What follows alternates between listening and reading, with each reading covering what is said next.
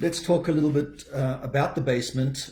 Two areas that in the design often get overlooked or overlooked at last and could be really, really important are your basement, your laundry room, and garage. So to talk about the basement first, all of our homes have some form of basement, usually full height included in the price.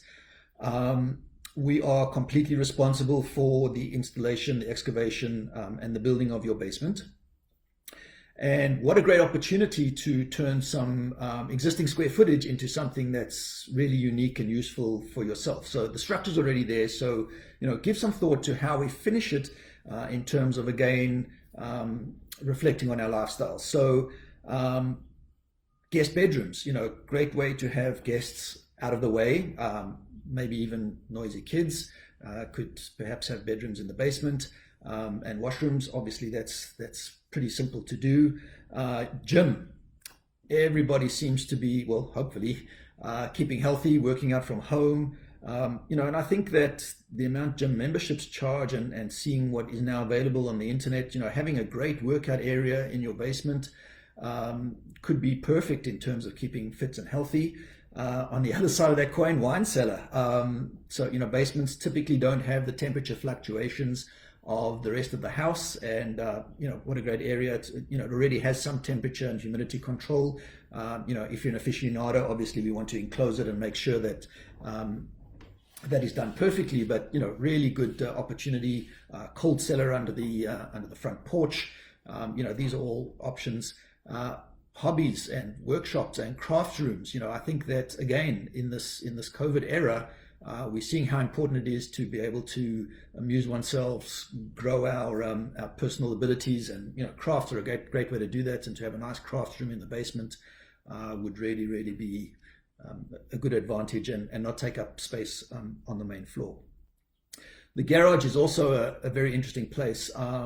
Where lots allow, we naturally build a larger garage. There's nothing worse than opening your car door, banging it into the wall, banging it into another car. So we like our garages to be a little larger. Many of our clientele drive pickup trucks, being more rural. So that needs to fit easily.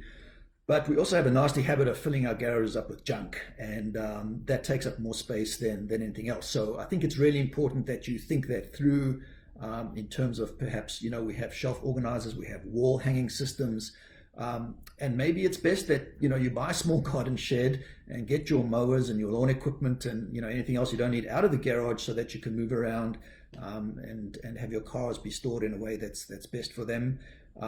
We do offer heated garages. We offer, finished insulated garages as well, whatever your preference is. Laundry rooms are way too overlooked, in my opinion. Great place to break off from the outdoors into the indoors. Come in and be warm, but you're going to be a little messy. So have you thought through perhaps having an area where you can hang coats, put muddy boots, have a large resilient laundry sink that you can rinse off and wash off, that really stops people yelling at you when you walk into the house with a little mud underfoot.